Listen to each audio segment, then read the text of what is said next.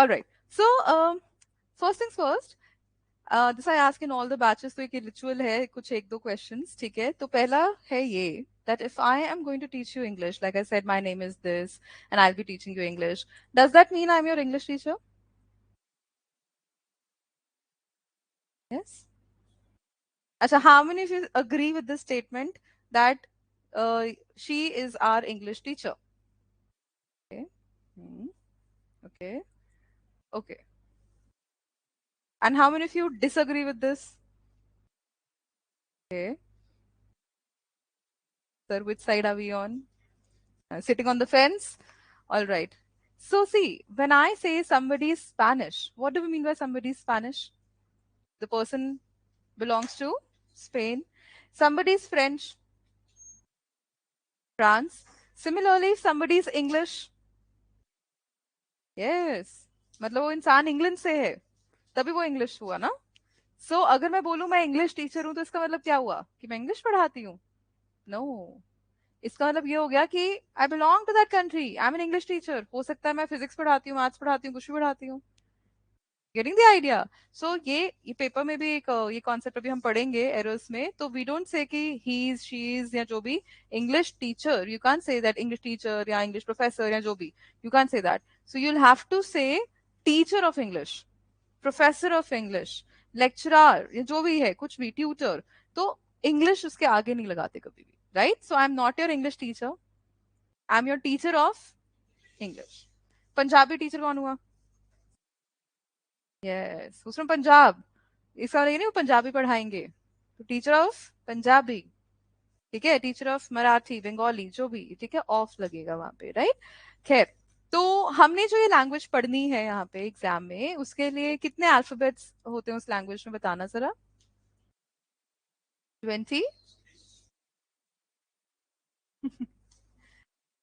English has one alphabet, right? Good. And 26 क्या होते हैं?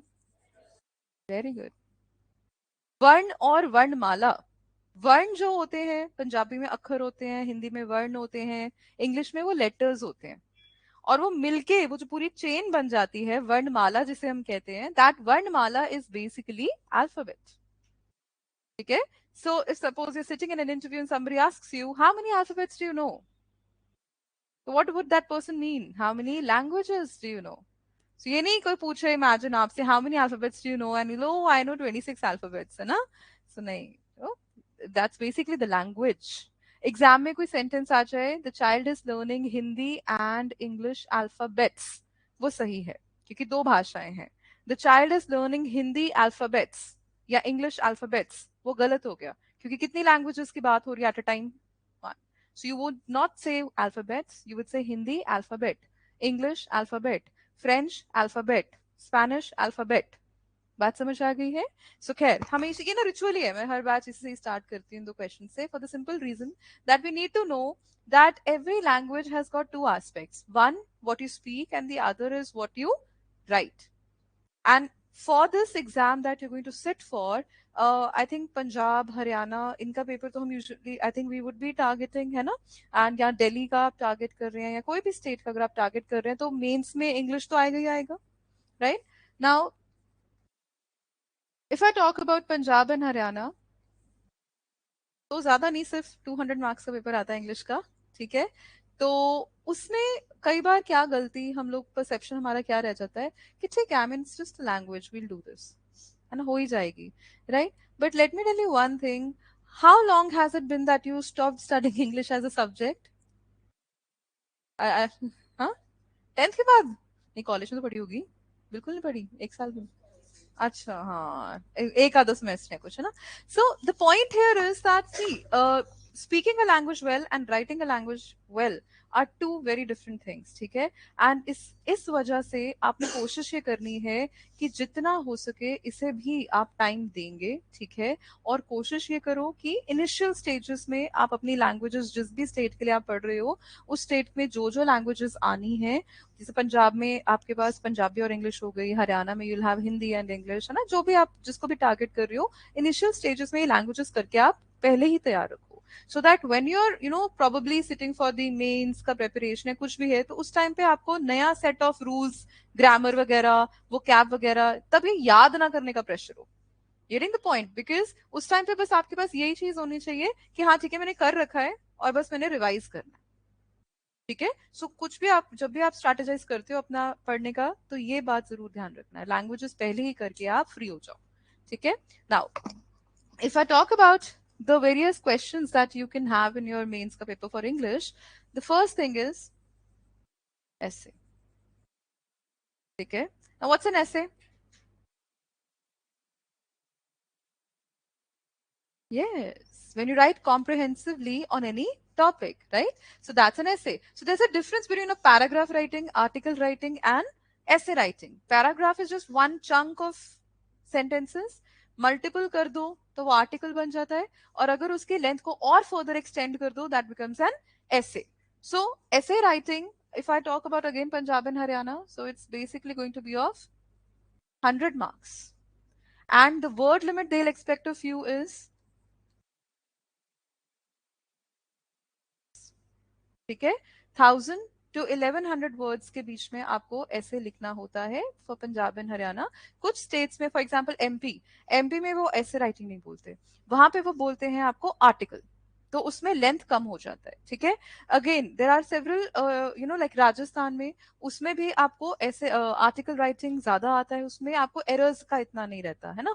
सो वो थोड़ा बहुत मॉडिफाई होता जाएगा, बट बेसिक किस तरह के क्वेश्चन जो आपको प्रिपेयर्ड होने चाहिए, अगर वो डायरेक्टली नहीं आ रहे तो इनडायरेक्टली कहीं ना कहीं काम आएंगे, आपको वो ध्यान रखना है, वो हम डिस्कस करेंगे। ठीक है, so if you can write this, I don't think you'll have a problem in writing a 250 to 300 words का मटेरियल। ठीक है जी, so yes please. So now this is a question thing, that when you are going to write, start practicing your essay writing skills, कोशिश करो हमेशा आप जो answer writing sheets आती हैं उस पर प्रैक्टिस करें अपना ऐसे। ठीक है, for the simple reason, you should get to know कि आप एक सेंटेंस में कितने वर्ड्स लिख रहे हो, आपका प्रेजेंटेशन कैसे जा रहा है। So ideally I would suggest कि एक लाइन में 10 वर्ड से ज्यादा नहीं होने चाहिए। ठीक है, तो आप उस हिसाब से लिखें। बहुत ज्यादा भी आपने छोटी राइटिंग नहीं लिखनी है कि पढ़ना ही दिक्कत हो जाए। ठीक है, और बहुत ज्यादा ये काम जैसे कई स्टूडेंट्स करते हैं ना, दोनों तरफ मार्जिन, बीच में थोड़ा सा रह जाता है, उसमें भी बड़ा बड़ा लिख दिया, ये सब नहीं करना है। सो आइडियली लाइक 7 to 10 के बीच में आपके वर्ड्स तो होने चाहिए। तो अगर मैं 10 मैक्स भी लेती हूँ तो अराउंड 20 लाइन्स प्रोबेबली रफली, तो 200 वर्ड्स हो गए एक पेज पे। ठीक है, not the leaf, one side है ना, so that would make it somewhere around 5 to 6 pages, है ना। सो 5 to 6 पेजेस का आपका मिनिमम रहेगा ये, है ना। अच्छा, जब आप प्रिपेयर करते हो ऐसे राइटिंग, ठीक है, तो कोशिश करो कि उससे ज्यादा का रखो कंटेंट। फॉर एग्जाम्पल अगर आपको 6 पेज वहां रखने हैं, लिखने हैं, तो आप कम से कम 7 पेजेस तो लिखो, 7, 7.5, 8 तक तो जाओ, so that when you kind of produce it there, तो यू हैव थोड़ा सा वो एक बैकअप होना चाहिए हमारे पास, राइट। नाउ फॉर ऐसे writing what I would suggest is, start reading newspapers, and I am sure आप में से already बहुत सारे लोग पढ़ते भी होंगे। How many of you read newspapers on a daily basis? Okay. ये तो अच्छी बात है, ऐसे डर डर के क्यों हाथ ऊपर रेस कर रहे हो, तो अच्छी बात है। ओके, एंड बाकी क्या करते हैं, पढ़ते हैं कि नहीं पढ़ते हैं, हेडलाइंस एंड ऑल। ठीक है, so see what you are going to do is कि जब आप न्यूज़पेपर पढ़ते हो, आप एडिटोरियल्स पे भी ध्यान देते होंगे, आई एम श्योर, है ना। सो एडिटोरियल्स जब आप पढ़ते हो, आपने ये देखना है, एक हफ्ते का टारगेट लगा लो, या एक हफ्ता पूरा नहीं भी अगर आपने पढ़ना तो कम से कम 5 डेज का टारगेट लगाओ, कि try to analyse the news in the sense which of them is recurring, specially editorials में। जब आप एडिटोरियल्स पढ़ते हो तो रेकरिंग टॉपिक्स तो होंगे ना, ठीक है, या रिलेटेड टॉपिक्स तो होंगे, एंड मेंटेन अ रजिस्टर और some loose sheets you can take and write down a common heading. जैसे आजकल आप कॉमन, जैसे अब डिजिटल करेंसी है, ठीक है, so digital currency is something which is a news, right. So आप एक हेडिंग बना सकते हो, लेट्स से डिजिटल करेंसी, और उस leave, like if you are writing in a register, तो 5-6 पेजेस छोड़ दो, लीव छोड़ दो, या अगर लूज शीट्स है तो फिर इवन बेटर, तो उसमें आप क्या करोगे, हेडिंग डाल दिया आपने डिजिटल करेंसी का, एंड कोई भी न्यूज़पेपर आर्टिकल आपको बढ़िया लग रहा है, just take a cut out, if you don't have time कि पूरा नहीं आप उसको लिख सकते हो, just take that cut out and paste it. ठीक है, या अगर आपको लगा कि पूरा आर्टिकल मेरे मतलब का नहीं है पर ये 2-3 पॉइंट्स मुझे बहुत अच्छे लगे, या कई बार क्या होता है कोई सेंटेंस बड़ा अच्छा बना होता है, you really feel like using it, कि ये तो मुझे यूज करना चाहिए कहीं पे, है ना, या वो कैब अच्छी लगी, राइट इट डाउन। बस वो पॉइंट्स बना के उस हेडिंग के अंदर 5-6 पेजेस जितना भी आपका लगता है, डेली डेली तो you won't have a news related to that topic. Whenever you have, or you read something online, right, or you find some probably there is some Instagram पे कोई कुछ आ गया, उसका बड़ा बहुत अच्छा पोस्ट आपको लगा, कोई पॉइंट बड़ा अच्छा लग गया, just take out that heading और उसके नीचे लिख लो, ठीक है। सो उससे क्या हो रहा है, you are just compiling information which you feel is worth mentioning related to that topic. फिर और क्या हो सकता है, पोल्यूशन से रिलेटेड कितना कुछ आ जाता है ना, environment, sustainable development, climate change. So ये सारी चीजें ऐसी हो रही हैं जो बहुत ज्यादा यू कैन से रेकरिंग टॉपिक्स हो गए, ठीक है। देन वर्ल्ड, अगर मैं देखूं ग्लोबल क्राइसिस में क्या क्या चल रहा है, ठीक है, which is, so if you don't have a direct topic in the exam, you might have something which is indirectly related to it, ठीक है। सो फार्मिंग से रिलेटेड कुछ आ रहा है, anything anything which you feel is quite recurring, I hope you get the idea what I am trying to tell you, है ना। सो आप उसको उन हेड्स को जरूर लिखो और उसमें gather the information. That's what you have to do in the first place, because ये लिखना हमने लास्ट में शुरू करना है, क्योंकि ऐसे को लिखने के लिए हमें दो चीजें चाहिए, वन, करेक्ट ग्रामर, कि लिखना कैसे है, and then you need correct expression. कई बार होता है ना, लाइक सम स्टूडेंट्स से कि मैम हमें ना पता होता है कि क्या लिखना है, पर ना वो मजा नहीं आता कि ना एक्सप्रेशन नहीं बन रहा होता, I feel I can write better, ठीक है। but then वही बात आ गई, nobody is going to ask us if we know, they'll just read what we've written, है ना। and sometimes what happens is that एक दूसरा भी केस होता है wherein people are good with words, but then the content somewhere is not that, वो ऐसे लगता है कि you're just beating about the bush. So you have to have a balance between good content and good vocab, ठीक है। सो वो चीज हमें पढ़नी है, पर ये हम पहुंचेंगे लास्ट में। अभी आपका काम सिर्फ इतना होगा कि ऐसे राइटिंग के लिए आपने मटेरियल इकट्ठा करना स्टार्ट करना है, रीडिंग बढ़ानी है, एंड एनालिटिकल रीडिंग होनी चाहिए। यू अंडरस्टैंड, है ना, what do I mean when I say analytically you have to read, fine. Then ऐसे राइटिंग के अलावा भी सिर्फ मैं आपको थोड़ा सा, I am just going to touch upon the topics, अब इसको डिटेल्स में पढ़ेंगे। There is something called precis writing. Now what's a प्रेसी?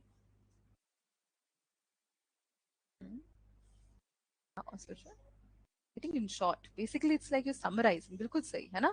आप लोगों ने आई थिंक स्कूल में, if you were in ICSE तो आई थिंक प्रेसी राइटिंग का क्वेश्चन होता था, and if you were in CBSE तो सीबीएसई में 12th में समरी मेकिंग होती थी, एक क्वेश्चन होता था, है ना। So it's basically something related to that only, आपने शॉर्टन करना है कंटेंट को, ठीक है। लेकिन फर्क सिर्फ इतना आता है, अब जैसे कुछ स्टेट्स में they don't use the word precis, they use the word summary, summary ज्यादा फ्लेक्सिबल होता है, ठीक है। कुछ स्टेट्स में वो अगर वर्ड यूज कर देते हैं प्रेसी, तो that means a precis has to be strictly 1/3 the content, it can't go beyond that, ठीक है।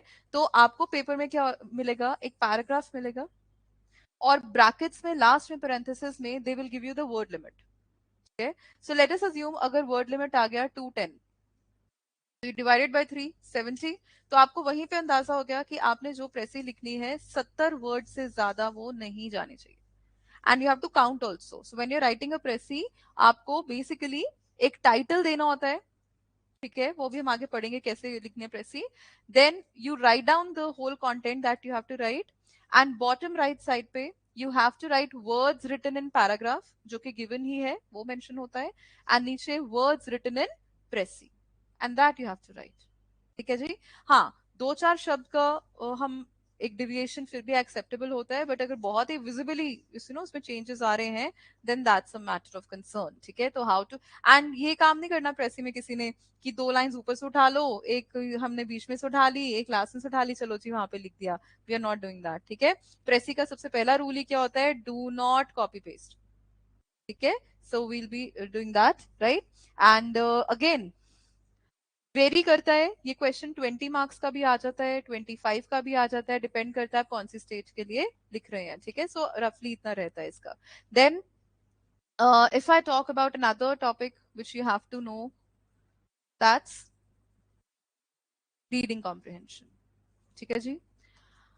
अब रीडिंग कॉम्प्रिहेंशन में आपके पास फायदा ये होता है कि बहुत ज्यादा लेंदी टॉपिक्स, लेंदी पैसेजेस नहीं आते हैं, ठीक है। सो इट्स नॉट लाइक कई पेपर होते हैं बैंकिंग एंड ऑल होता है, तो उसमें तो बहुत ही टफ पैसेजेस हो जाते हैं, ठीक है, कि आपको पढ़ने में इतना टाइम लग रहा है एंड एवरीथिंग। सो थैंकफुली यहाँ पे आपके पैसेज की लेंथ बहुत ज्यादा नहीं होती है।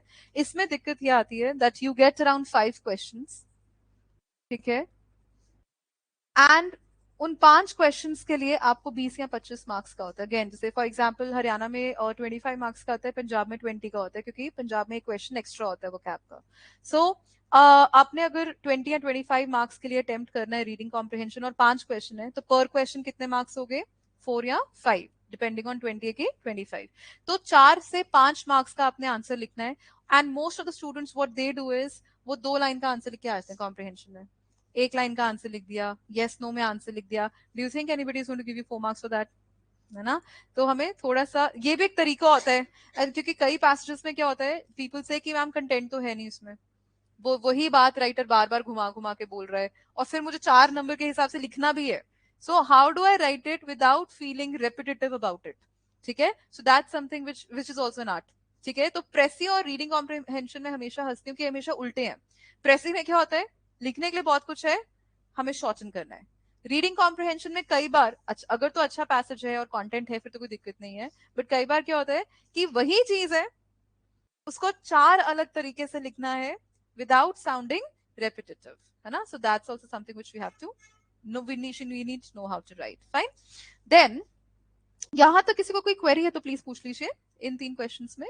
I think this is pretty basic. ऐसे राइटिंग हो गया, ट्रेसी राइटिंग हो गया, रीडिंग कॉम्प्रिहेंशन आ गया। अब हम बात करते हैं जरा वो कैब की। अच्छा, वैसे वो कैब होती क्या है? What is vocabulary? वर्ड्स, बिल्कुल, है ना, वर्ड बैंक या वर्ड्स जिसका मीनिंग हमें पता होता है और सही समय पे हमसे यूज भी हो जाए। कभी आपके साथ ऐसा हुआ है कि वर्ड दिमाग में है, it's just there, it's somewhere, and जब मौका होता है तो हमें याद नहीं आता, and when that that moment passes by and we realize अरे I was talking about this, है ना? सो वो चीज जो है वो हमें, वो कैब की अगर मैं बात करती हूँ तो हम उसको नहीं पर काउंट करेंगे ठीक है, बिकॉज वो हमारे फायदे की नहीं होगी, है ना? सो यस, अब वो कैब के लिए क्या किया जा सकता है बताओ? Right, very good, very good. तो बेसिकली रीडिंग आई थिंक, है ना? सो बिल्कुल सही, रीडिंग। अब आप देखो वो एडिटोरियल्स पढ़ रहे थे, ऐसे के भी काम आया, रीडिंग कॉम्प्रिहेंशन में रीडिंग की स्पीड में काम आएगा, और तीसरा और कहाँ काम आ रहा है? वो कैब में। तो मल्टी पर्पस है यहाँ पे देखा जाए तो, है ना, अखबार पढ़ने का। तो start doing, end of course GK GK तो बढ़ ही रही है, तो start doing that, do your self a favour and start reading on a daily basis, ठीक है? सो वो कैब बेस्ड अब क्या क्या क्वेश्चन हो सकते हैं? सबसे पहले तो अगर मैं बात करूं तो आपके पास डिफिकल्ट वर्ड्स आते हैं, ठीक है, आपके पास 10 वर्ड्स होंगे और उन 10 वर्ड्स के आपको मीनिंग नहीं लिखने, सेंटेंसेस बनाने। एंड सेंटेंसेस ऐसे होने चाहिए that the meaning is apparent, ठीक है? And please don't make very basic statements, ठीक है? For example if you have a word let's say चर्लिश, तो ये नहीं बोलना कि he is a चर्लिश person 2.5 number या 2 नंबर इसके लिए नहीं मिलेंगे, ठीक है? And there is something called punctuation. What is it? Punctuation, punctuation क्या होती है?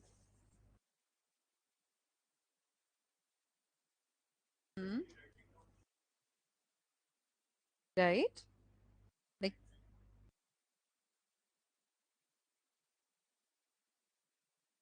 कैपिटल्स हैं या full stops, yes, perfect, perfect. So होता क्या है ना कि अभी हम जैसे अपने कोर सब्जेक्ट्स पढ़ रहे होते हैं तो उसमें तो मार्क्स वगैरह नहीं करते हैं कि कॉमा गलत है या फुल स्टॉप गलत है, पर ये आदत हमें लग चुकी होती है ऐसे फ्लो में लिखने की, that we also ignore these things here. अब ये पेपर कौन सा है? लैंग्वेज का। अब लैंग्वेज में मार्क्स कटने कहाँ पे हैं? इन्हीं चीजों में ही, ठीक है? So please make sure that when you are writing sentences, specially क्यों मैं सेंटेंसेस पे ज्यादा जोर देती हूँ, क्योंकि 1 लाइन है, ऐसे में कहीं पे एक आधा माइनर मिस्टेक हो भी जाए, कॉमा के कुछ है, there are chances that may be वो ओवरलुक हो जाए, ठीक है? बट अगर आप सिर्फ एक सेंटेंस लिख रहे हो, वो तो दिख रहा है ना, उसमें तो गलतियां पता चलेंगी। सो सबसे ज्यादा मार्क्स कटने के जो चांसेस होते हैं, that's when you start making sentences, and it can be a very basic thing like putting the correct punctuation, writing in capitals, like sometimes I see students what they do is they write this, अब ये बूझो तो जाने हो जाता है कि ये W है, ये M है, ये R के बाद कुछ S बनाया गया है, ये क्या है ना? यही हमारा R हो जाता है, यही S हो जाता है, यही I भी हो सकता है फॉर ऑल यू नो। ठीक है, this can be C also, E also, अगर और क्या हो सकता है, L भी हो सकता है, और बी अच्छा बी भी हो है ना? तो you can understand you know that such things when you writing, मान लो वहां पे कहीं पे ए और ओ का स्पेलिंग का मिस्टेक होने के चांसेस है। अब किसी ने लिख दिया, बड़ा ना मजेदार सा क्रिएटिव सा तरीका होता है, मुझे बन नहीं रहा अभी, मतलब वो समझ नहीं आता कि वो ए है कि ओ है। अब उसी के बेसिस तो मुझे मार्क्स देने हैं।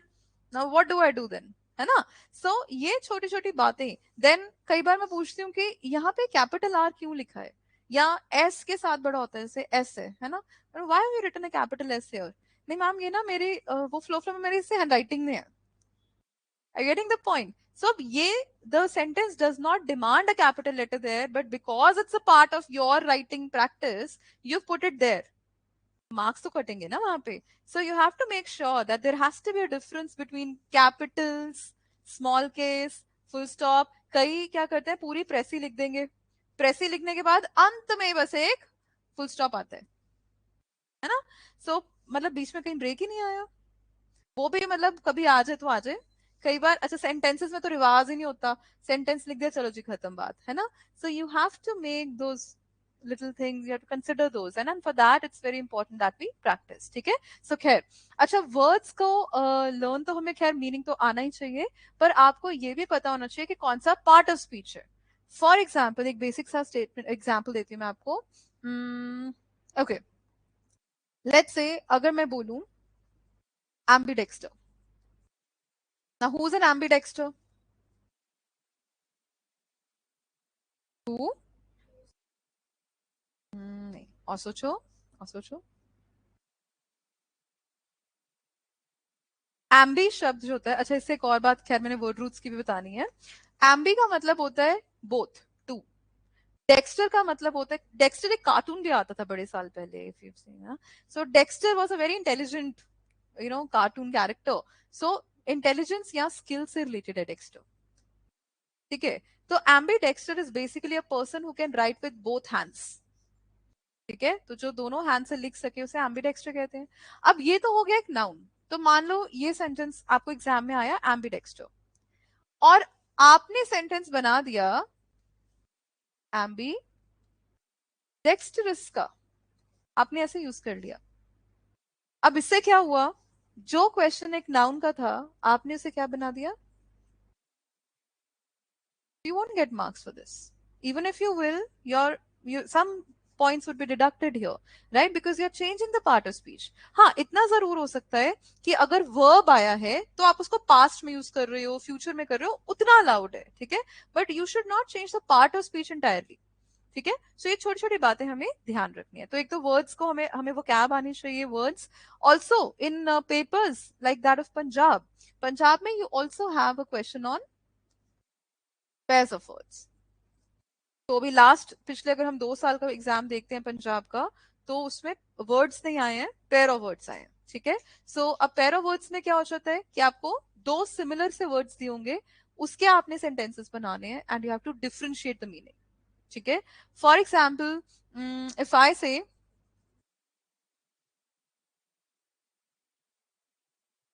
Egoist and egotist,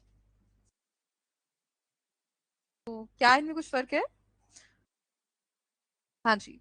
do we have any difference in these words, egoist and egotist? वैसे अगर दो शब्द हैं तो हो गई।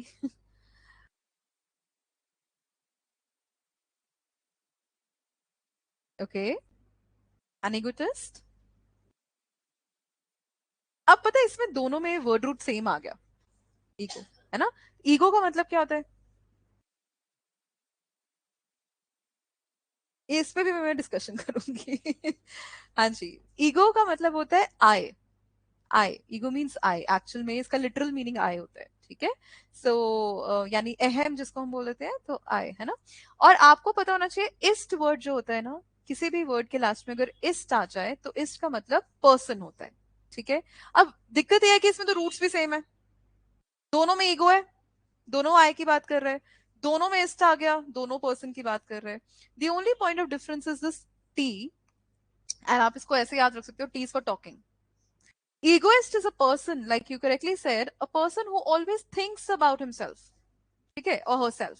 तो जिस जो बहुत ही ज्यादा यू कैन से a little self centred selfish हो गया, उसे हम कहेंगे कि वो ईगोइस्ट है, हमेशा अपने बारे में जो सोचे. Egotist is somebody who always talks about himself or herself.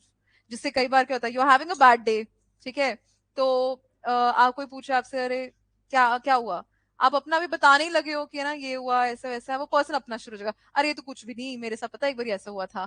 उसने अपने ही बारे में बात करनी है. तो नेसेसरली ये नहीं है कि वो पर्सन सेल्फिश है, बट वो उसकी आदत है कि वो अपने बारे में ही बात करेगा या करेगी. तो वो कौन हो गया, ईगोटिस्ट हो गया. फर्क आ गया. Similarly credulous and credible. अब दोनों में क्रेड वर्ड आ गया. क्रेड इज ट्रस्ट, और दोनों एडजेक्टिव्स हैं. तो क्रेडिबल होता है ट्रस्टवर्दी. मान लो कि आप, मैं आपको कोई काम दो, आप नहीं कर पाते हैं, मैं आपसे पूछती हूँ क्यों, आप कुछ बात बोलते हैं, तो मुझे लगता है कि हाँ ये थोड़ी बिलीवेबल जेन्युइन बात है, तो मैं क्या बोलूंगी कि द एक्सक्यूज इज लाइक, या the story is credible, believable है. इनक्रेडिबल क्या हो जाएगा फिर, अनबिलीवेबल, है ना. देन अगर मैं बोलूं क्रेडुलस, वो क्या हुआ फिर, credulous is a person who believes others very easily. तो अगर जिसको बोलते हैं ना कानों का, जिसको बहुत कान का कच्चा जिसे बोलते हैं, जो बहुत ही ज्यादा यू कैन से गलेबल हो, कि कुछ भी बोल दिया बिना एनालाइज करे चलो मान लिया, उसे टू नाइव सो टू से, सो वी से द पर्सन इज क्रेडुलस. अब एक क्रेडिबल था, believable, credulous who believes others easily. ऐसे ही चाइल्डिश होता है और चाइल्ड लाइक होता है. क्या फर्क होता है चाइल्डिश और चाइल्ड लाइक में, I write it down.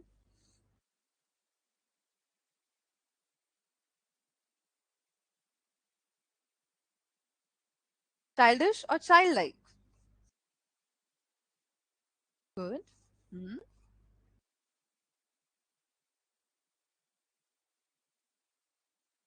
Yes, good. So मतलब आपने नोटिस किया कि आपने जो क्वालिटीज मुझे एग्जांपल में दी, वो डायमेट्रिकली ऑपोजिट थी, completely positive and completely negative. So that means childlike, innocent, या कुछ भी है ना, positive qualities of a child, बच्चों के जैसा. चाइल्डिश, स्टबर्न या क्या, बचकाना, लाइक यू सेड, तो ये क्या हो गया, नेगेटिव. तो अब अगर आपको एग्जाम में सेंटेंस बनाने हैं, you have to make sure that you make the correct tone of the sentence. I getting the point. तो एक ये चीज हमें बड़ा काम आती है. अच्छा, अब आप अगर बोलो कि मेरे एग्जाम में तो पेयर ऑफ वर्ड्स आने नहीं जिसमें मैंने बैठना है, तो कोई बात नहीं, अगर आपको इसी बहाने वर्ड्स तो पता चल गए ना, वो कहीं ना कहीं मे बी ऐसे में या प्रेसी में या रीडिंग कॉम्प्रिहेंशन में काम आएंगे. I getting the point. ठीक है, so it's very important to work on your vocabulary. ठीक है, क्योंकि कहीं ना कहीं, और कहीं नहीं तो कम से कम ऐसे राइटिंग में तो काम आने ही वाले हैं, वो हर एग्जाम में आना है. राइट. देन इसके अलावा अगर मैं बात करती हूँ पेयर ऑफ वर्ड्स के अलावा, there is something called idioms and phrases. Again, this is going to help you in your essay writing also. And अलग से क्वेश्चन बनता है इसका, पंजाब में तो बनता है, ठीक है. And also one more thing, phrases, idioms and phrases में वो मीनिंग पूछते हैं, वर्ड्स में नहीं पूछते. पेयर ऑफ वर्ड्स में मीनिंग नहीं पूछते, सिर्फ सेंटेंसेस बनाने होते हैं. इडियम्स में they will ask you the meanings also. Right. And then of course you have to make a sentence for the same. Right. अब ये सेंटेंसेस बनाने के लिए क्या चाहिए, ग्रामर. और ग्रामर आती है, पर उसके लिए क्या चाहिए, words. So you see both of them are interrelated. आप बिना ग्रामर के, बिना वो कैप के, you can't sit for the paper. Right. अच्छा, वैसे इडियम्स और प्रोवर्ब्स में क्या फर्क होता है, प्रोवर्ब्स होते हैं ना, क्या फर्क होता है इडियम्स और प्रोवर्ब्स. हिंदी में बोलते हैं मुहावरे, और हाँ, और हो गया लकोक्तियां. पंजाबी में बोलते हैं मुहावरे और अखान. और इंग्लिश में हो गया इडियम्स एंड प्रोवर्ब्स. क्या फर्क है दोनों में. चलो मुझे ऐसे करो, Hindi, Punjabi, English, any language, give me one example for any idiom.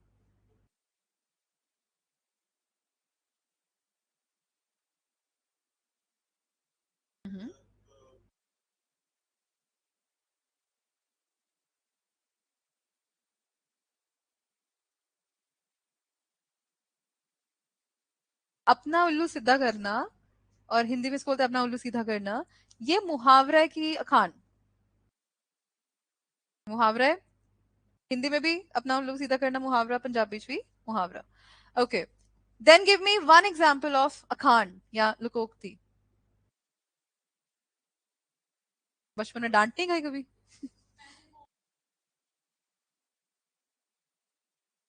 कहावत। हम्म। फिर उल्लू बोलने मुहावरा की अखान है? मुहावरा। उल्लू बोलने is मुहावरा। अखान या लकोक्ति का, चलो मुझे एग्जांपल दो भाई, चलो और कोई दो, लकोक्ति का दो या अखान का दो, चलो। हाँ, जिसकी लाठी उसकी भैंस, अब ये अखान यानी लकोक्ति है या मुहावरा है? ये लकोक्ति है। बिल्कुल सही है, लकोक्ति है। यस, दैट्स द कीवर्ड है। मुहावरा जो होता है ना, मुहावरा जिसे इडियम कहते हैं, वो कुछ वर्ड्स होते हैं जो मीनिंग तो बना रहे हैं, पर वो अपने आप में कंप्लीट नहीं है। अखान यानी कि लोकोक्ति यानी कि proverb is a full fledged sentence in itself.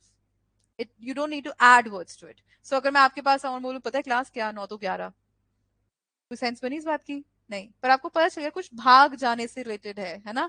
पर अगर मैं अब बोलूं पता है क्लास क्या हुआ वहां पे ना, पुलिस को देख के चोर 9 तो 11 हो गया। अब पुलिस को देखकर चोर 9 2 11 हो गया, नाउ दैट मेक्स सेंस। तो 9 2 11 क्या है, मुहावरा या खान? मुहावरा है, ठीक है। नाउ जिसकी लाठी उसकी भैंस, ये अपने आप में क्या था? पूरी की पूरी एक स्टेटमेंट है, तो ये लोकोक्ति बन गई, right. Now why am I telling this to you, because जब आप पेपर की प्रेपरेशन करते हो तो you have to focus on the like the shorter phrases, ठीक है। प्रोवर्ब्स इतने नहीं आते हैं, so you can just kind of just take ऊपर से अगर सुपरफिशियल रीडिंग लेनी है तो एक बार आप कर सकते हो, बेसिक वाले बस पता होने चाहिए। पर और हाँ, let me tell you one more thing, idioms and कई बार प्रोवर्ब्स, अब देखो ये डायरेक्ट तो कई बार आएंगे ऑब्वियसली, पर कई बार ये डायरेक्ट ना आते हुए आ जाते हैं in the next question which is arrow spotting. अभी हरियाणा का जो एग्जाम हुआ था उसमें कहा है हार्ड वर्क इज की टू सक्सेस, ऐसे लिखा हुआ था। उसमें आर्टिकल्स की कमी थी, उसमें आर्टिकल्स ऐड करने थे हमें। तो देखा जाए तो हमें लग रहा है वो आर्टिकल्स का एरर है, बट अगर आपको वो आता होता है कि प्रोवर्ब, अच्छा प्रोवर्ब तो ये है, तो आप तब भी कर सकते हो। तो there are two ways to go about it, है ना। सो इट्स नॉट मैंडेटरी कि इडियम्स एंड फ्रेजेस सिर्फ एक पर्टिकुलर क्वेश्चन के लिए है, ऐसे में भी काम आ रहा है, एरर स्पॉटिंग भी हो रही है इससे ना। एरर स्पॉटिंग नाम से ही पता चल रहा है, आपके पास 10 सेंटेंसेस होंगे और आपको उसमें करेक्शंस करनी है and you have to rewrite, ठीक है। अब ये एरर स्पॉटिंग मल्टीपल वे से क्वेश्चंस हो सकते हैं। सबसे पहला तो क्या होगा, ग्रामर बेस्ड। एक एग्जांपल देती हूँ, please write down.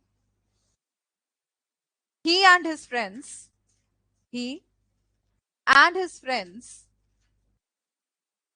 he and his friends, sorry, as well as कीजिए, he as well as his friends, he as well as his friends dash going to the market. He as well as his friends dash going to the market. अब आप मुझे बताएंगे यहाँ पे should I use is, am या are? क्या आएगा? अच्छा, कौन कौन कहते हैं यहाँ पे आर आएगा, प्लीज रेज योर हैंड्स। कौन कौन कहता है am आएगा, रेज योर हैंड्स। कौन कौन कहता है is आएगा, raise your hands. is the correct answer, very good.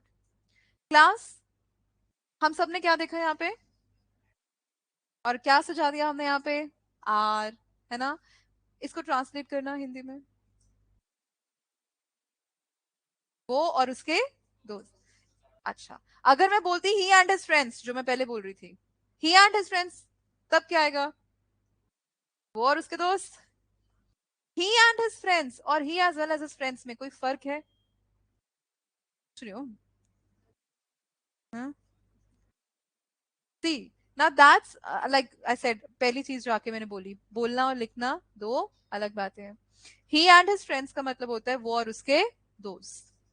He as well as his friends का मतलब होता है वो अपने दोस्तों के साथ, या ओ अपने दोस्तां दे नाल, के साथ का आ गया यहाँ पे सेंस।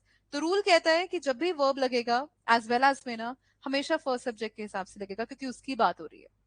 वो अब हिंदी में क्या बोलेंगे, वो अपने दोस्तों के साथ मार्केट जा रहे हैं, या वो अपने दोस्तों के साथ मार्केट जा रहा है, जा रहा है। तो अब रहा है लेके आएगा यहाँ पे, ठीक है। सो ये एक सिंपल सा एग्जांपल था कि कैसे ग्रामर बेस्ड हमें क्वेश्चंस आ सकते हैं पेपर में। अब यहाँ पे मुझे कुछ नहीं करना था, आर लिख देना था और हम सोचते रहे तो ठीक है। ठीक है, चलिए एक और एग्जांपल लिखिए, right down.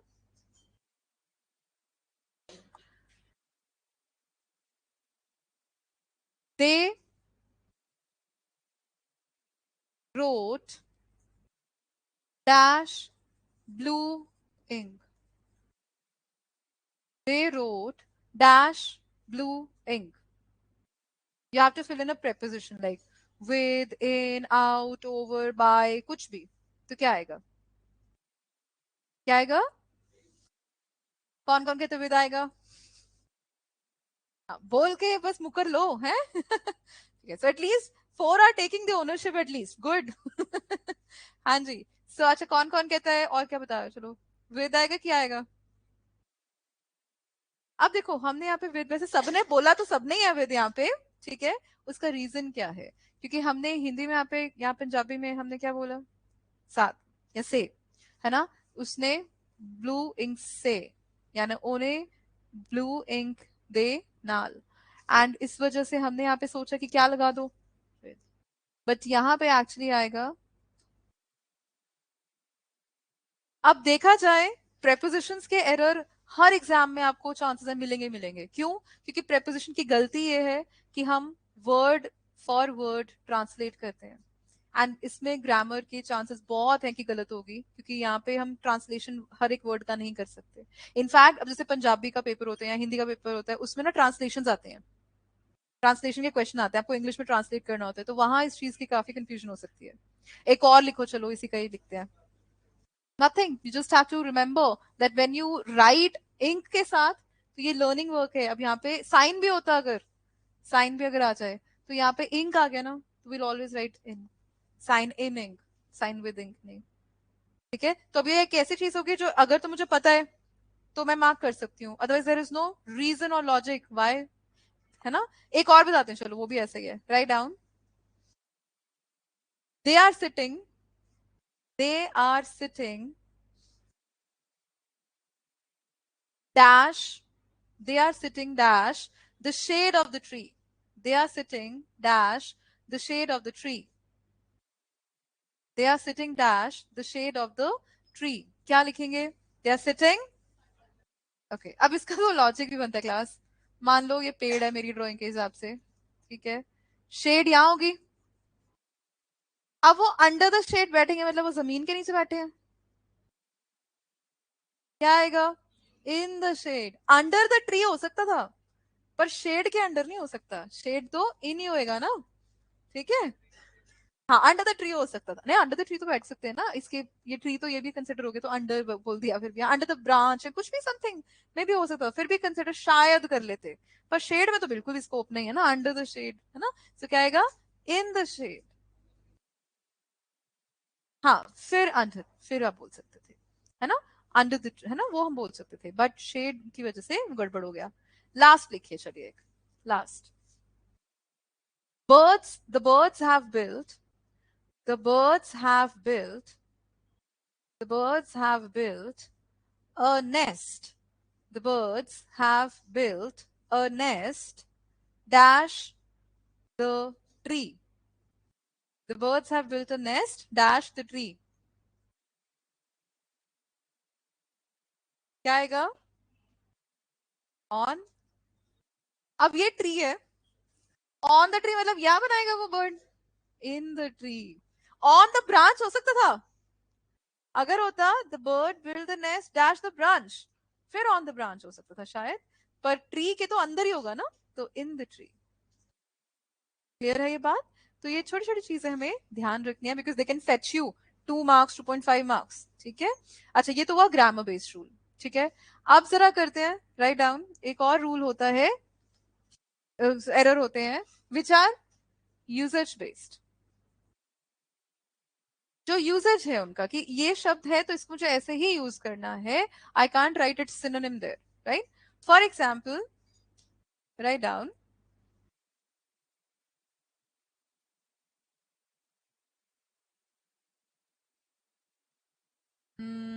it was raining like cats and dogs. It was raining like cats and dogs. क्या मतलब होता है cats and dogs? Heavy rain. Very good. अभी सबने पढ़ा हुआ idiom या थोड़ा है ना? तो बताओ इसमें गड़बड़ तो नहीं है कुछ? इस मतलब अभी हो रही है बारिश, मैंने पास्ट में बोल दिया वो। अब देखो मैंने आपको ये बोलता है जब idioms पढ़ेंगे ना तो उसके लिए तो पढ़ना है, एरर के लिए भी पढ़ना है। क्या गड़बड़ है, याद करो। रेनिंग पूरा वो क्या होता है idiom? Raining cats and dogs या raining like cats and dogs? Raining cats and dogs. तो why have I used this here? ये एरर है। क्या बोलेंगे? It was raining cats and dogs. तो इस तरह से भी एक एरर बन सकता है। ठीक है, एक और लिखिए sentence. He is angry dash them. क्या आएगा? He is angry dash them.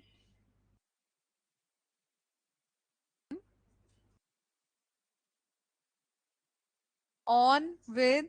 अच्छा, ऑन वाले कौन कौन है? Okay, good. विद वाले कौन कौन है? ओके, और कोई ऑप्शन? ओवर। ओके, और चलो एक और देती हूँ ऑप्शन। अगर ये सेंटेंस आ जाए, करते हैं इसको discuss.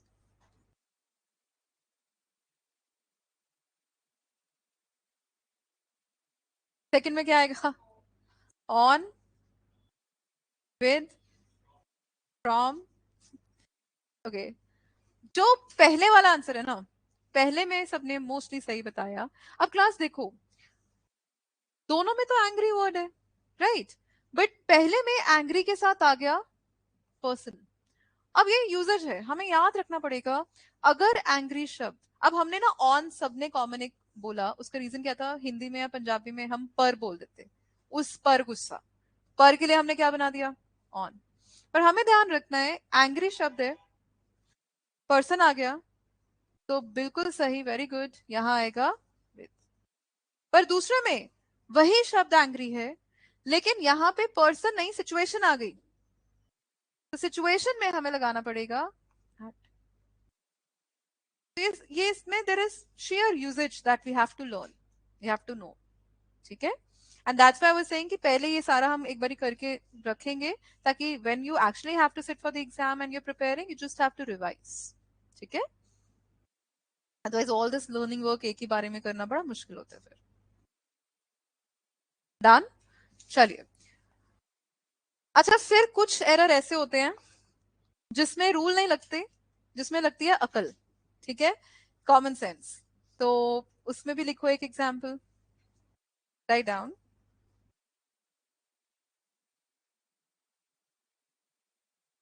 Okay, maybe some of you might have read this. Let's see.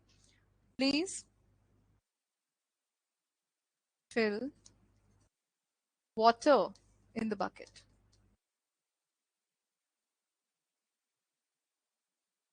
Please fill water in the bucket. Is this right or wrong?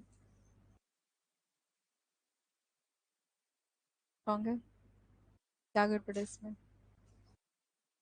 Translate करना है इसको। हम्म, तो ये ठीक है। हाँ। पानी भरोगे कि बाल्टी भरोगे? हम बोलते हैं ना पानी भर दो। पानी कैसे भरोगे? कंटेनर भरोगे ना।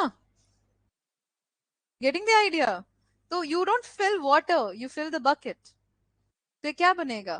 Please fill, very good, please fill the bucket with water. ठीक है। फिर एक और बड़ा कॉमन एग्जाम्पल है, हम जैसे बोलते हैं दे इन्फॉर्म्ड, पहले आप ये लिख लीजिए एक बार।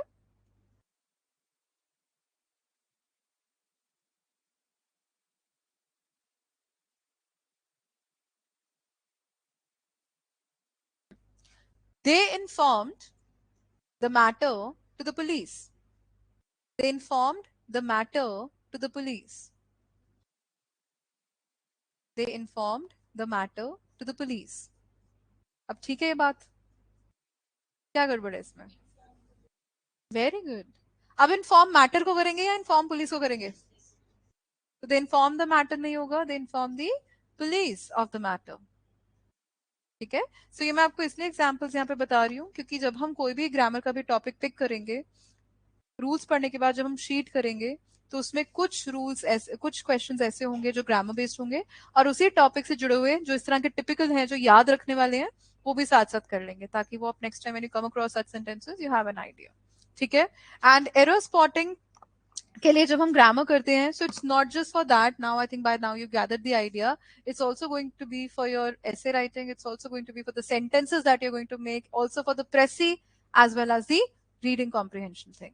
ठीक है। so it's all a very, you can say, integrated syllabus so to say, because you can't do this thing कि बड़ा clinically कि अच्छा ये कर जाते हैं और ये छोड़ जाते हैं, है ना? it's all very interconnected, right? so अच्छा, वर्ड रूट्स के रिगार्डिंग मैं कुछ बात कर रही थी, है ना? मैं वोकैब की जब बात कर रही थी, तो वर्ड रूट्स क्या होते हैं? What are word roots? Origin, that would be etymology actually, वो एटिमोलॉजी हो जाती है कि जैसे वो वर्ड आया कैसे, कॉइन कैसे हुआ, है ना? तो this is basically the like, it is also the origin, but in the sense we are not talking about like tracing the origin, it's more structural। बिल्कुल बिल्कुल, ये संधि वाले सेंस में उस तरह से चला गया, बिल्कुल बिल्कुल, वेरी गुड, है ना? कि आप कैसे किन दो चीजों को जोड़कर ये शब्द बना रहे हैं, एग्जैक्टली exactly। जैसे हम, अगर मैं आपको एक वर्ड दूं, ओके, बहुत बेसिक सा वर्ड पिक करते हैं। We all know this word, right? Philanthropist, who is a philanthropist? Very good, जो बहुत दान वगैरह करे, है ना? Philanthropist. Now this one way to learn this, कि आपने वर्ड देखा, आपने इसको लर्न कर लिया, आपने सेंटेंसेस बना के देख लिए, एंड आपको ये याद भी हो गया। पर लेट अस अज्यूम कि मुझे याद भी है, तो क्या ये कोई गारंटी है कि पेपर में आएगा ही आएगा? नहीं, है ना? अब गारंटी तो वर्ड रूट से भी नहीं है, पर हाँ, ये जरूर हो सकता है कि कहीं ना कहीं प्रोबेबिलिटी हम बढ़ा सकते हैं, that even if you don't know the word, there might be a chance that I can at least figure out what it's about. ठीक है। सो नाउ, अगर मैं इस वर्ड को डिवाइड कर दूं, फिल, देन, एंथ्रोप, ठीक है, एंड लास्टली, तीन पार्ट्स हो गए, फिल, एंथ्रोप, इस्ट। अब मुझे ये ध्यान रखना है कि कोई भी वर्ड अगर फिल से जुड़ा है ना, तो that means to love. Positive word हो गया, फॉन्ड ऑफ समथिंग, तो पहली बात ये शब्द है पॉजिटिव। अब मुझे एग्जाम में अगर कोई सेंटेंस बनाना है तो मैं पॉजिटिव ही बनाऊंगी। ठीक है जी। सेकेंड वर्ड आ गया एंथ्रोप। एंथ्रोप से कोई आपने वर्ड कभी सुना हो? वेरी गुड, एंथ्रोपोलॉजी, है ना? अब एंथ्रोपोलॉजी में देखा जाए तो किस बारे में स्टडी, लॉजी स्टडी हो गया, तो किस बारे में स्टडी होती है? यस, सो बेसिकली अबाउट, इन अ वे, है ना? सो एंथ्रोप क्या हो गया? ह्यूमंस। एंड इस्ट मैंने आपको बताया ही था, पर्सन। तो person who loves humanity, works for the humanity, तो क्या हो गया? फिलांथ्रोपिस्ट। वही अगर मैं आपको बताऊं कि अगर फिल की जगह मिज होता, तो मिज मीन्स टू हेट, तो पर्सन हु लाइक डिस्ट्रॉयज और who works towards the destruction of humanity, परेशान करे, तो उसको क्या बोलेंगे हम? मिसएंथ्रोपिस्ट। Very good. बस फिल की जगह क्या लगा दिया? मिस लगा दिया। ठीक है। सिमिलरली, ओके, लेट्स से कोई वर्ड आ जाए,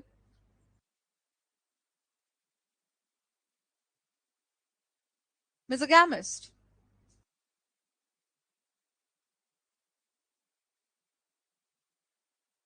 वो मिसोजिनिस्ट अब वो लगा जाता है।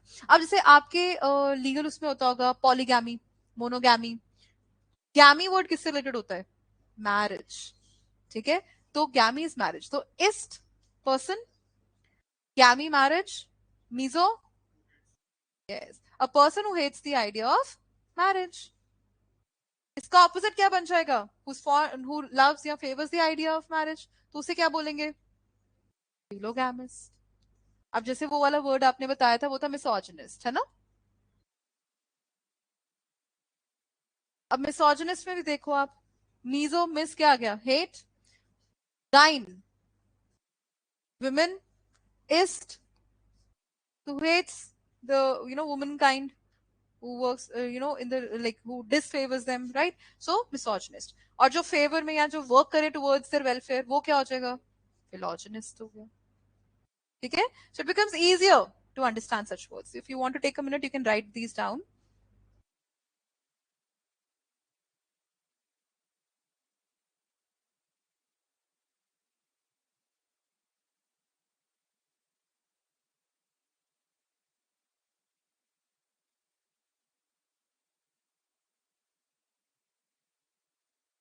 Then okay,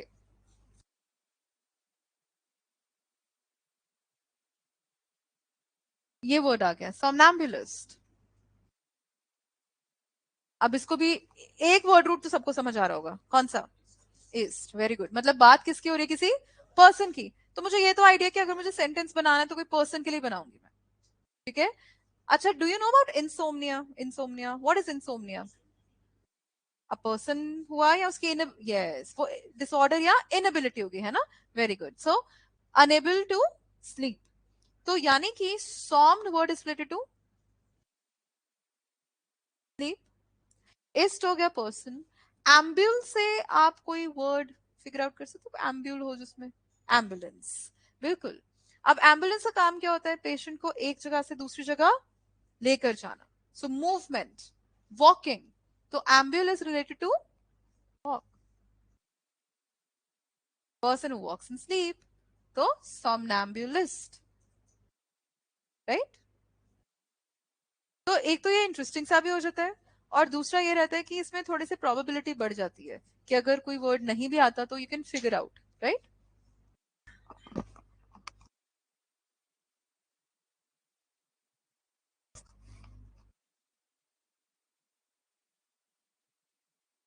कई बार जो टोन है सेंटेंस का वो भी चेंज हो जाता है आपके वर्ड रूट से। For example, if I talk about the word root a और एंटी। एंटी होता है कि एंटाई होता है? क्या होता है? Anti, anti. A N T I को क्या बोलते हैं? अच्छा, कौन कौन कहते हैं एंटी बोलते हैं? Raise your hands. ओके, कौन कौन कहते हैं एंटाई होते हैं? Raise your hands. दोनों होते हैं क्लास, डिपेंड करता है, ब्रिटिश अमेरिकन और कुछ नहीं है। ठीक है, वो रेज्यूम है, उसमें ना मीनिंग चेंज होता है। रिज्यूम का मतलब होता है वापस से, हाँ जी, है ना? और वो रेज्यूम है। हाँ, वो हो सकता है जैसे शेड्यूल्स या पोटैटो। यस है ना? क्या है ना, पोटैटो पोटैटो, है ना? So rather rather, schedule schedule, neither neither, either either, है ना? ये सारे थे। अच्छा, पर कुछ में फर्क भी होता है, जैसे अब थोड़ा मैं थोड़ा थोड़ा मैं रिलैक्स कर दूं, बड़ी देर से आप सुनी जा रहे हो, है ना? सो या समझ आ रहा है वैसे? ठीक है। How do you pronounce this?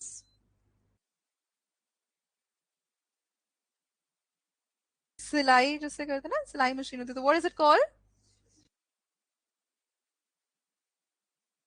अच्छा, इसे क्या बोलते हैं? ये क्या बन गया? सेम प्रोनाउंसिएशन है, सोइंग है ये, सोइंग मशीन। ठीक है, क्लियर? अच्छा, what is the pronunciation of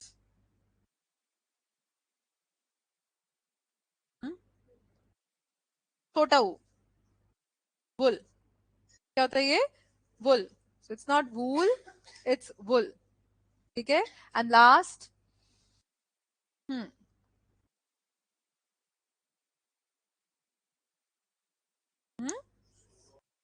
सो, पहले बोलो सो, ड, सोड, सोड, नहीं सही पढ़ा रही हूँ, कोई कंफ्यूजन ना हो जाए ना कि कुछ भी बोल रहे हैं। कॉन्फिडेंस थोड़ा कम हो गया है ना बोलते होते, नहीं सोड बोलो, सोड, हाँ। एकदम धीरे ही हो गया आवाज ना, पता नहीं क्या। Alright, what is PETROL? Petrol, petrol, what is it? Petrol है ना। अच्छा, पेट्रोल है ना। अच्छा, लास्ट इज, अच्छा ये सच्ची वाला लास्ट है, what is this called?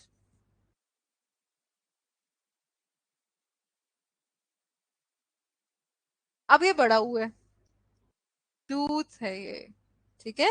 So tooth, right. Toothpaste, very good. So ना toothpaste, toothpaste.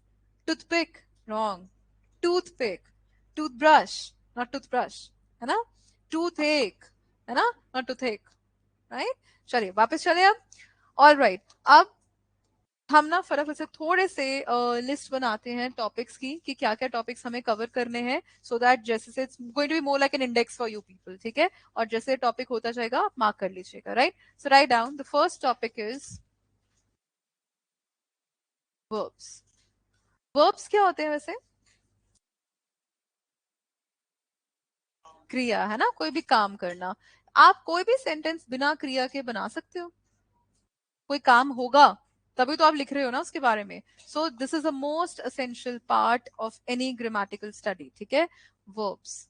Second is write down subject verb agreement. ये जो मैंने वो इज एम आर वाला क्वेश्चन बताया था ना, एज वेल एज वाला, वो इसमें आ जाएगा, कि कब वर्ब को सिंगुलर रखना है, कब प्लूरल रखना है, ठीक है। Subject verb agreement. Then once you know this, then we'll work on nouns, pronouns, because ये बनाएंगे सब्जेक्ट, कि अगर कोई काम हुआ है तो करता भी चाहिए, डूअर भी चाहिए, अब वो डूअर नाउन प्रोनाउंस होंगे, ठीक है। फिर नाउन प्रोनाउंस हो गए, तो अब इनकी क्वालिटी भी बता देंगे, तो क्वालिटी क्या होगी? एडजेक्टिव। फिर एडजेक्टिव की क्वालिटी और वर्ब्स की क्वालिटी कौन बताएगा? एडवर्ब्स, ठीक है। फिर अलग अलग पार्ट्स हमें अगर बनाने आ गए तो इन्हें जोड़ना भी पड़ेगा, वेरी गुड, कंजंक्शंस हो जाएंगे। फिर पोजिशनिंग वगैरह के लिए यस प्रेपोजिशन, है ना, positioning the words in a sentence, prepositions. अच्छा, एक जो सबसे, मतलब मुझे लगता है इसे नमक मिर्च की तरह यूज होता है ना, आर्टिकल्स सेंटेंसेस में भी याद रखना है ना, क्योंकि बिल्कुल एक्चुअली ये नमक ही है। वो ना, नमक बिल्कुल अंडररेटेड होता है इंग्रेडिएंट, पर जरा सा कम ज्यादा हो गया तो पूरा स्वाद खाने का खराब। तो ऐसे आर्टिकल्स हैं ए एंड द, लेकिन अगर नहीं लगाओगे ठीक से तो आपका सेंटेंस गॉन, ठीक है। Is it the or is it the? Depends. Very good. It depends on what? Good. हाँ, साउंड पे, है ना। सो यस, वेरी बिल्कुल सही, इट डिपेंड्स, राइट। सो अब जैसे अगर मैं बोलूं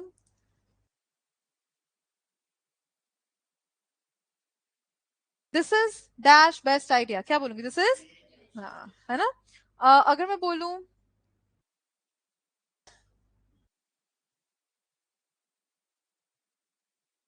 ठीक है, so the best idea and the almighty, तो आपने क्या किया?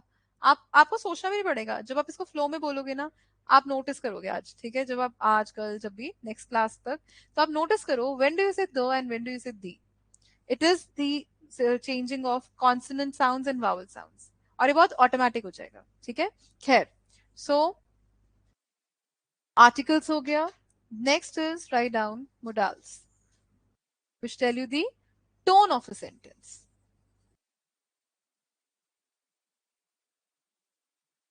Then,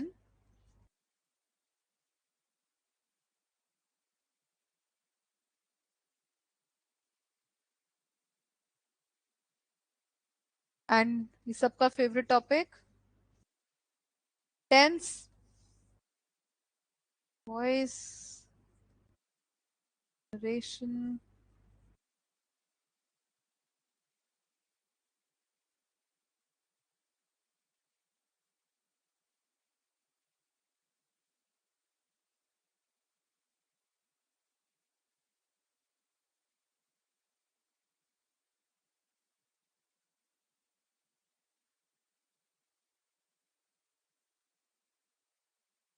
and side by side grammar का आप लोग लर्न करके मुझे सेंटेंसेस वगैरह चेक कराते जाएंगे, ठीक है?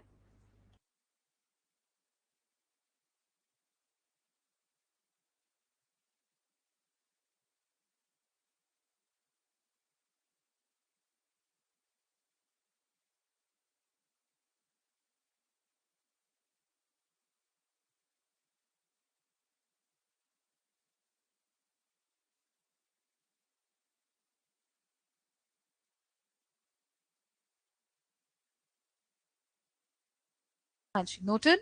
चलिए, सो अभी थोड़ा सा हम एक इंट्रोडक्शन कर लेते हैं वर्ब्स का, ज्यादा नहीं, बस थोड़ा सा वर्ब्स का पढ़ते हैं। So let's start writing, heading डालिए verbs. So what are verbs according to you? आपने से बताया कोई भी क्रिया, काम, है ना? बट इसके अलावा दो और चीजें हैं जो क्वालिफाई करवाती हैं किसी भी शब्द को एक वर्ब के तौर पे। तो write down words that, words that denote the following. Words that denote the following are called, words that denote the following are called verbs. Are called verbs. Number one, action. कोई भी action show करेगा, अगर शब्द कोई काम कोई क्रिया show कर रहा है तो हम कहेंगे कि वो क्या है? वर्ब है। For example, he wrote a book, he wrote a book. तो इस सेंटेंस को ट्रांसलेट करेंगे तो क्या काम हो रहा है इस सेंटेंस में? बुक को लिखना। तो लिखने का काम कौन सा वर्ड शो कर रहे हैं यहाँ पर? Rote. So that becomes a verb. कोई एक्शन शो हो रहा है वहां पे, ठीक है? सेकंड,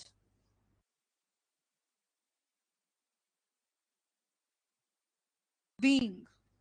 बीइंग का मतलब होता है कुछ होना, और होना में ज्यादातर वर्ड्स आप देखेंगे जैसे कुछ है, कुछ था, कुछ होगा, इस तरह से, है ना? कोई बीइंग शो करना। फॉर एग्जाम्पल, इफ आई से he is in a meeting, linking verbs में भी वैसे ये आ जाते हैं, बट चलिए, हाँ, he is in a meeting, इसे ट्रांसलेट करेंगे आप, he is in a meeting, वो मीटिंग में है।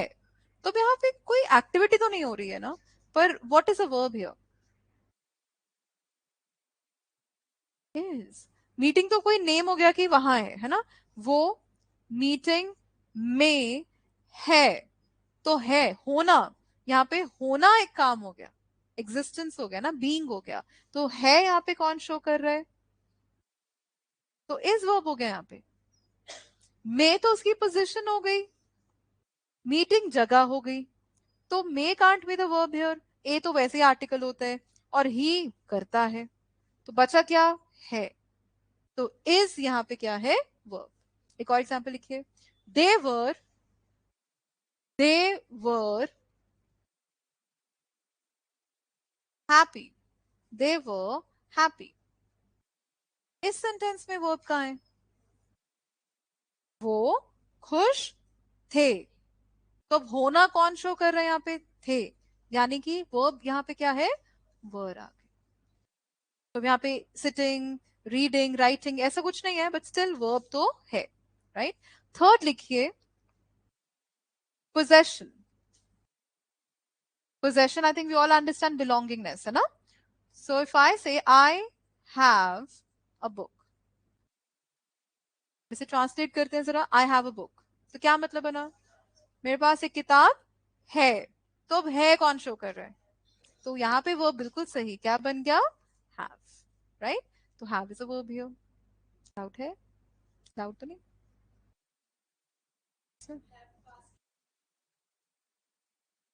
हाँ वही है, वही हो गया ना कि मेरे पास एक किताब है, मतलब वो मेरी ओनरशिप हो गई उस पे, है ना?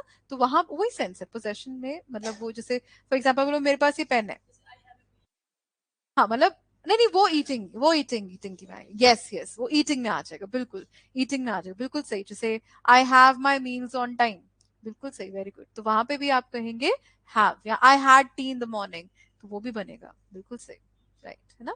पोजेशन का भी आ गया काम इसका, और ईटिंग का वो भी एक्टिविटी आ जाएगी, राइट? हाँ जी, नोटेड। अब मैं एक सेंटेंस देती हूँ, आप उसमें बताइए कि वर्ब क्या है, राइट? अब इसको देखो, I just finish my work, translate करो। यस, मैंने बस अभी अभी काम खत्म किया है, तो खत्म किया है वो एक्शन हो गया, तो फिनिश्ड आ जाएगा। क्योंकि जस्ट ने तो हमें बताया कि वो काम खत्म कब हुआ, जस्ट, है ना? तो जस्ट बेसिकली वर्ब की क्वालिटी बता रहे हैं, वो तो एडवर्ब बन गया, है ना? सो वर्ब यहाँ पे काम जो हुआ है वो फिनिश करने का हुआ है, राइट? अच्छा, अब आप मुझे ये बताइए पहले तो कि अब जैसे वर था या इज पे आते हैं, ये इज हेल्पिंग वर्ब है कि मेन वर्ब है? Helping, main? अच्छा, कौन कौन कहते हैं इज हेल्पिंग वर्ब है? Raise your hands. कोई भी नहीं। कौन कौन कहते हैं इज मेन वर्ब है? Raise your hands. हेल्पिंग है, सी, सिंपल सी बात है। हेल्पिंग का मतलब क्या होगा? अगर वो हेल्पिंग वर्ब है तो वो किसकी हेल्प करेगा? मेन वर्ब की। अब इसके अलावा यहाँ पे कोई वर्ब है? तो अगर यहाँ पे कोई वर्ब है ही नहीं तो ये किसकी हेल्प कर रहा है बेचारा? आई मीन मीटिंग की। ये इसका मतलब ये खुद ही क्या बन गया? मेन वर्ब बन गया, क्योंकि ये there is no other main verb except this. So यहाँ पे लिखिए, एक रूल लिखिए, नोट लिख लीजिए, write down. A sentence always carries, a sentence, a sentence always carries, a sentence always carries a main verb, a sentence always carries a main verb, full stop. Helping verb is optional. Helping verb is optional. A sentence always carries a main verb, full stop. Helping verb is optional. Helping verb हो भी सकता है, नहीं भी हो सकता, पर main verb तो होगा ही, फुल स्टॉप। एंड उसके बाद भी आप एक चीज लिख लीजिए, मान लीजिए आपके पास बैक टू बैक दो वर्ब्स आ गए, तो हमेशा जो राइट हैंड साइड होगा वही मेन वर्ब होगा, and left side will always be helping verb. तीन भी एक साथ आ गए तो भी extreme right will be main verb, बाकी दोनों क्या हो जाएंगे? Helping verbs. तो याद रखना है, ठीक है? आप चाहिए नोट भी कर लीजिए, फिर एक दो एग्जाम्पल्स करते हैं जरा, कि अगर दो साथ हैं तो right main, left helping, even three are together then the extreme right is main, बाकी दोनों हमेशा helping.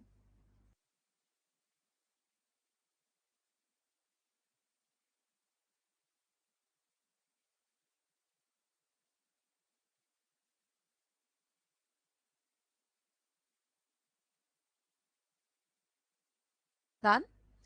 चलिए एक सेंटेंस लिखिए, they are studying, they are studying for the examination, they are studying for the examination, they are studying, studying for the examination. अब इसमें क्या काम हो रहा है? स्टडी करने का। तो वर्ब कहाँ है? आर और स्टडिंग। स्टडिंग हो गया पढ़ रहे, और वो है कौन शो कर रहे हैं? आर। सो आर स्टडिंग दोनों वर्ब्स हो गए। अब इसमें आर हेल्पिंग है कि मेन है? हेल्पिंग वर्ब है, वेरी गुड, उसके नीचे लिख दीजिए हेल्पिंग वर्ब। और स्टडिंग क्या हो जाएगा? Main verb, right? एक और एग्जाम्पल लिख लीजिए please. We are in the library, we are in the library. Now we are in the library में where is a verb? Are. In है कि नहीं है? सोच के बोलो, इनका मतलब क्या हुआ? में कोई एक्शन है? नहीं। में, यस, वो तो प्रेपोजिशन हो गया ना, में ना तो पोजेशन शो कर रहा है, में ना कोई बीइंग है, था तो है ही नहीं यहाँ पे, तो ये कौन सा वर्ब हुआ? ये तो वर्ब ही नहीं है। में इज अ प्रेपोजिशन, ठीक है? सो इन तो नहीं है, बचा आर। आर तो वर्ब है। अब ये मेन है कि हेल्पिंग है? मेन वर्ब है, पक्का? मेरे एक्सप्रेशन से आंसर नहीं बदलने। क्या है आर? मेन वर्ब है। चलो मान लेते हैं, गुड। आर को अंडरलाइन कीजिए और लिखिए मेन वर्ब, राइट? एक और लिखिए नीचे example, we had, we had tea, we had tea. अब इसमें वर्ब क्या है? had. हेल्पिंग वर्ब या main verb? Main verb. Alright, please write down. Good. Main verb है ये had. एक और एग्जाम्पल प्लीज लिखिए. we have had tea. we have फिर had tea. कौन सा टेंस है, क्या है, अभी ये सब हम बाद में आराम से पढ़ेंगे. अभी तो सिर्फ आइडेंटिफाई कर रहे हैं हम. ठीक है. So we have had T.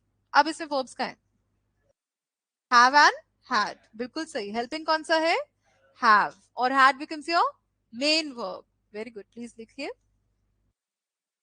Have helping, had is main. हमने चाय पी है. हमने चाय पी थी. We had tea would be पी थी. पास्ट हो गया. ठीक है. We have had is like just अभी थोड़ी देर पहले ही रिसेंट पास्ट शो कर रही है ना. That means. हाँ जी. एक और लिखिए. वी हैड, फिर दोबारा हैड, दो had. We had had tea before.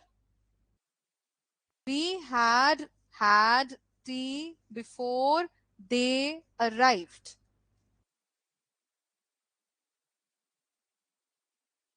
We had tea before they arrived. हाँ जी. अब इसमें वर्ब्स क्या है? इसमें दो काम हो रहे हैं एक्चुअली, है ना. एक क्या हुआ? चाय पी, है ना. और दूसरा कोई आए.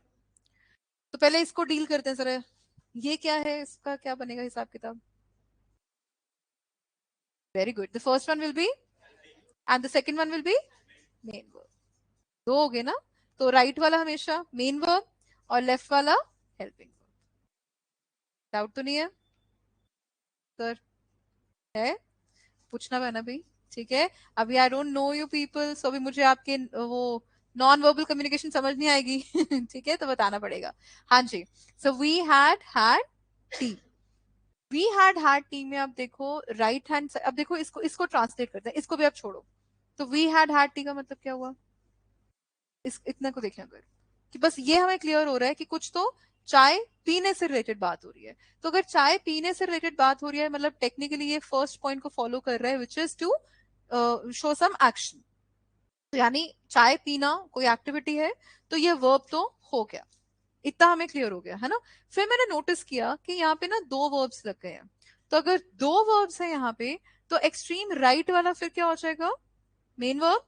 और लेफ्ट वाला फिर क्या हो जाएगा? Helping verb. ठीक है. दैट इज वाई इसे मैंने माना ये हेल्पिंग वर्ब है and this becomes your main verb. Now is it clear? Right. हाँ जी. लास्ट में क्लियर है? ओके. दिस साइड या क्लियर? चलिए. अब इसको देखते हैं जरा अराइव्ड को. अब अराइव्ड क्या है? मेन वर्ब है कि हेल्पिंग वर्ब है मैम? मेन वर्ब है. श्योर? पक्का? चलो फिर मान लेते हैं. This is main verb. Right. So there are two main verbs here and जो फर्स्ट मेन वर्ब है that has a helping verb also. ठीक है. एक और एग्जांपल लिखिए. इसका मतलब चाय पी चुके थे. उनके आने से पहले हम चाय पी चुके थे. और जो हैव हैड था हमने चाय पी ली है.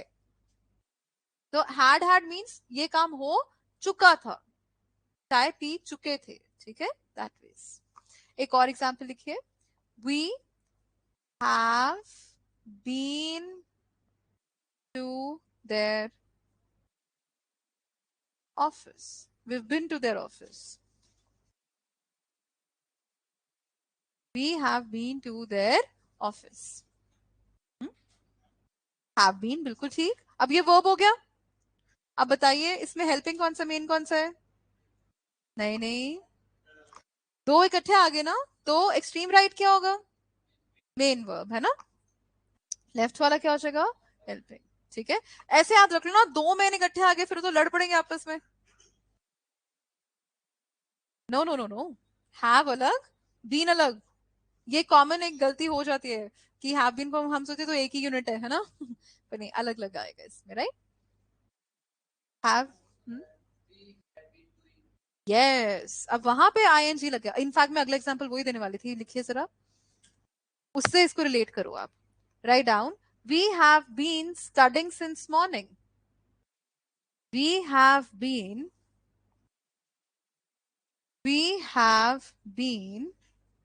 studying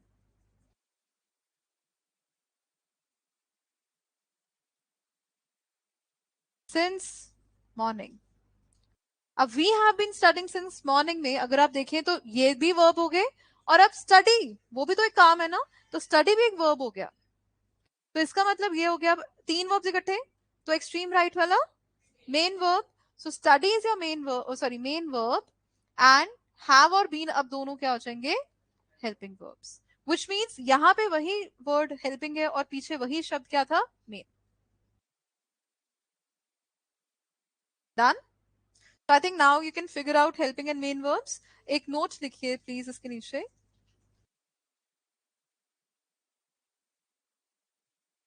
A main verb, a main verb can have the following forms. A main verb can have the following forms: V1, V2, V3. Okay? V1, V2 और V3। हेल्पिंग वर्ब में आपने याद रखना है कभी भी V1, V2, V3 नहीं बनता। It's just for the main verbs. Even is am are अगर मेन वर्ब बन जाए ना तो उसमें भी V1, V2, V3 होता है। हैज हैव अगर मेन वर्ब बन जाए तो उसमें भी V1, V2, V3 होगा। ठीक है, तो main verbs will always have these forms, helping verbs में ऐसा नहीं होगा। तो अब हमारा अगली क्लास में काम क्या होगा, हम ये पढ़ेंगे सबसे पहले तो कि ये होते क्या फॉर्म्स हैं और इन्हें कब यूज करना होता है सेंटेंसेस में। जैसे आपने, मैं एग्जांपल देती हूँ, छोटे होते पढ़ा होगा गो, वेंट, गॉन, ईट, एट, ईटन, है ना। तो यही V1, V2, V3 है। बस अब हमने थोड़ा सा टिपिकल एग्जांपल्स देखने हैं जहां पे गलती होने के चांसेस ज्यादा होते हैं। जैसे लेट अस से फ्लाई है, तो फ्लाई के फॉर्म्स क्या होते हैं, फ्लाई, फ्लोन, है ना। और ओवरफ्लो, ये अब पता नहीं कहाँ से पढ़ा है हमने, ये मैं को मतलब तभी मैं ये इकट्ठे करवाती हूँ। कहाँ से पढ़ा बता दो भाई, है ना। हर बैच में गड़बड़ होती है। देखो, ओवरफ्लो, ओवरफ्लू और ओवरफ्लोन नहीं होगा। Fly, flew, flown, overflow, overflowed, overflowed, ED ED. तो मतलब ऐसे कुछ कॉमन हम करेंगे। ठीक है, एक और हैंग, हैंग के फॉर्म्स क्या होते हैं, हैंग, हंग, हंग, हंग, हंग, हंग। फिर हैंग्ड नहीं होता कैपिटल पनिशमेंट, हैंग्ड होगा कि हंग होगा। अब हैंग्ड की तरफ हो गए हैं ये तो साथ ही में है, मिनट में ही है, चेंज कर लिया आइडिया। हाँ जी बताओ। अच्छा, कौन कौन कहते हैं hang, hung, hung is right. Okay, how many of you say hang, hanged, hanged is right. And how many of you say both are right. Actually both are right, it depends on the context. So अब हम ये पढ़ेंगे कल class में, ठीक है, कि क्या फॉर्म्स हैं, कब यूज करनी है, और लिस्ट बनाएंगे उन फॉर्म्स की जिसमें एग्जाम में गलती होने के चांसेस होते हैं। ठीक है, यहाँ तक जितना पढ़ा है उसमें कोई आपको डाउट है या कुछ भी डिस्कस आपको करना है तो बता दीजिए। सब समझ आ गया। हाँ जी, हाँ जी, बाकी of course ING and all तो आ जाएगा, but predominantly it's going to be these, है ना। हाँ जी, online also, do we have any doubt till here? You can just type a quick yes or a no if there's any doubt.